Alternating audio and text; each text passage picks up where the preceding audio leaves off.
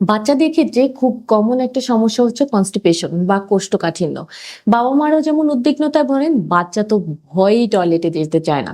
এ ধরনের কোষ্ঠকাঠিন্য সমস্যা হলে কি করবেন, কেন হচ্ছে, সে বিষয়ে আজকে কথা বলবো। আসসালামু আলাইকুম, আমি ডক্টর শাহলাহ, মেডিসিন স্পেশালি গ্যাস্ট্রোএন্টারোলজি বিষয়ের উপর কাজ করছি। আজকে আপনাদেরকে জানাবো বাচ্চাদের কোষ্ঠকাঠিন্য হলে আমরা কি করব, কেন এটা হচ্ছে এবং কিভাবে আমরা এটা থেকে দূরে থাকতে পারি।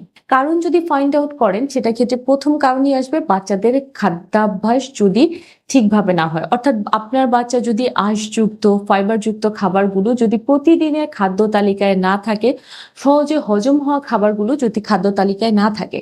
দ্বিতীয়ত হচ্ছে বাচ্চা ঠিক মতো পানি পান করছে না। অনেক বাচ্চাই দেখা যায় সারাদিনে 1 থেকে 2 গ্লাস পানি পান করে, অথবা খাবারের সময় শুধুমাত্র পানি পান করে।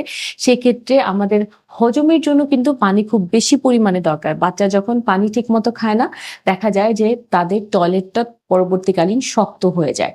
3 নম্বর হচ্ছে যে যেসব বাচ্চারা ব্রেস্ট ফিডিং করে তাদের ক্ষেত্রে যদি মায়ের কোষ্ঠকাঠিন্য বা গ্যাসের সমস্যা থাকে, বাচ্চার কোষ্ঠকাঠিন্যের সমস্যা হয়। মায়ের যদি কোনো খাবারে ফুড অ্যালার্জি থাকে, সেখানে কিন্তু বাচ্চার সমস্যা হয়। সুতরাং শিশুর ক্ষেত্রে বিশেষ করে যাদের ব্রেস্ট ফিডিং অর্থাৎ নবজাতক থেকে শুরু করে আপনার 2 বছর বয়স পর্যন্ত বাচ্চাদের ব্রেস্ট ফিডিং এর থেকেও কিন্তু কোষ্ঠকাঠিন্যের সমস্যাটা হয়। এর পরবর্তীতে বাচ্চার পটি ট্রেনিংটা যদি ঠিকভাবে না হয়, অর্থাৎ পটি ট্রেনিং নিয়ে যাওয়ার সময় বাচ্চা যদি ঠিকভাবে বসতে না পারে, ঠিকভাবে প্রেসার দিয়ে পটিটা করতে না পারে, সেক্ষেত্রে কিন্তু আপনার এই কোষ্ঠকাঠিন্য সমস্যাটা হয়। আরেকটা হচ্ছে যে বাচ্চার মল ত্যাগের ইচ্ছা না থাকা, অর্থাৎ ইনকমপ্লিট ডেফিকেশন। বাচ্চা যখন আপনার টয়লেট পায়, সে হয়তো ইচ্ছা করছে না, সে যাচ্ছে না, ওটাকে চেপে রাখছে দীর্ঘ সময় ধরে। ওটা চেপে থাকার কারণে পরবর্তীতে দেখা যায় যে তার টয়লেটটা হার্ড অর্থাৎ শক্ত হয়ে যায় এবং কনস্টিপেশনের সমস্যা। এবং পরবর্তীকালীন এটা থেকে সে যেটা হয়, টয়লেটে একদমই যেতে চায় না। এর পাশাপাশি তার পেট ব্যথা হয়, বমি বমি ভাব হয়, সে কিছু খেতে চায় না, তার পেটটা ফুলে থাকে এবং এইটা তার খাবারও কোনো কিছু ঠিকভাবে হজম হয় না। এই ধরনের সমস্যাগুলো যখন বাচ্চার হচ্ছে, সেক্ষেত্রে আমার কি কোনো পরীক্ষা নিরীক্ষা করার দরকার আছে?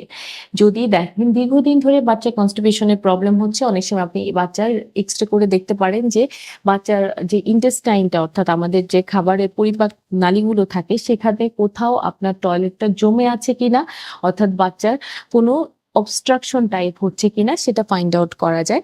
তৃতীয়ত হচ্ছে অনেক সময় যেহেতু কনস্টিপেশন বলছে, আমরা গ্লাভস পরে রেক্টালি বাচ্চাকে আপনার এক্সামিনেশন অর্থাৎ পিআর করে দেখতে পারি যে বাচ্চার ক্ষেত্রে আপনার ওই অ্যানালের জায়গাটাতে কোনো ধরনের প্রবলেম আছে কিনা বা বাচ্চার টয়লেটটা শক্ত কিনা।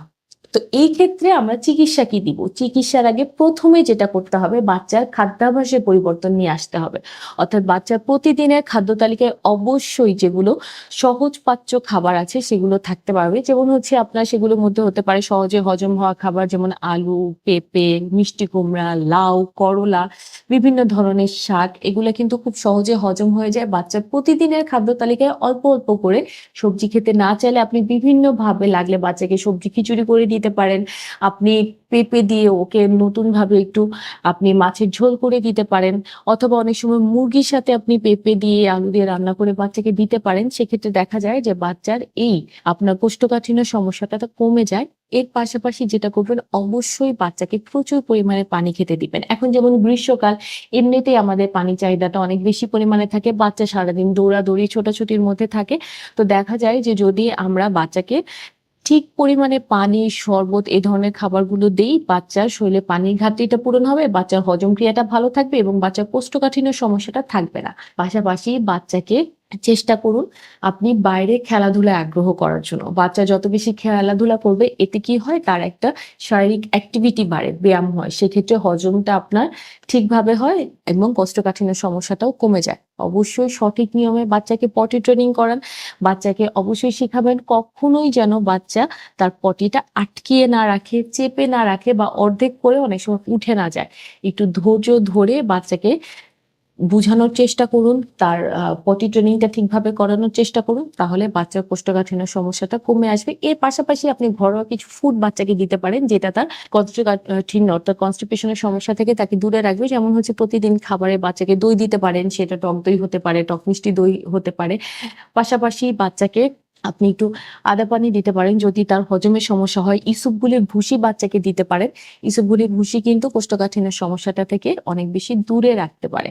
যদি অনেক বেশি পরিমাণে হয় এবং ৩-৪ দিন যাবত বাচ্চার টয়লেট হচ্ছে না, সেক্ষেত্রে আমরা চিকিৎসকরা দেখা যায় যে বাচ্চাকে ঢুস অর্থাৎ সাপোজিটরি সাজেস্ট করে থাকি। বাচ্চাকে সাময়িক উপশম দিয়ে কিছুদিন বাচ্চাকে আমরা একটু অ্যাভোলাক বা অন্য কোনো ধরনের ওষুধ দিয়ে থাকি, যেটা হচ্ছে তার টয়লেটটাকে নরম করতে সাহায্য করে। সো এই নিয়মগুলো আপনারা মেনে চলেন, চেষ্টা করেন একটু সতর্ক হওয়ার জন্য বাচ্চাদের ক্ষেত্রে। বাচ্চাকে অবশ্যই সবসময় মাথায় রাখবেন বাচ্চার শরীর যাতে ঠান্ডা থাকে, এই ধরনের খাবারগুলা বাচ্চার খাদ্য তালিকায় যেন থাকে। সহজে হজম হওয়া খাবার, প্রচুর পরিমাণে পানি জাতীয় খাবার, চিপস, ভাজা পোড়া জাতীয় খাবার, ফাস্ট ফুড চেষ্টা করেন বাচ্চাকে এইসব খাবার থেকে একটু দূরে রাখার জন্য। বাচ্চার ক্ষেত্রে সতর্ক হন। একটি বাচ্চার শারীরিক এবং মানসিক বিকাশ কিন্তু তার পরবর্তী জীবনের জন্য খুব বেশি পরিমাণ গুরুত্বপূর্ণ। আজকে এ পর্যন্তই। ভালো থাকবেন। আসসালামু আলাইকুম।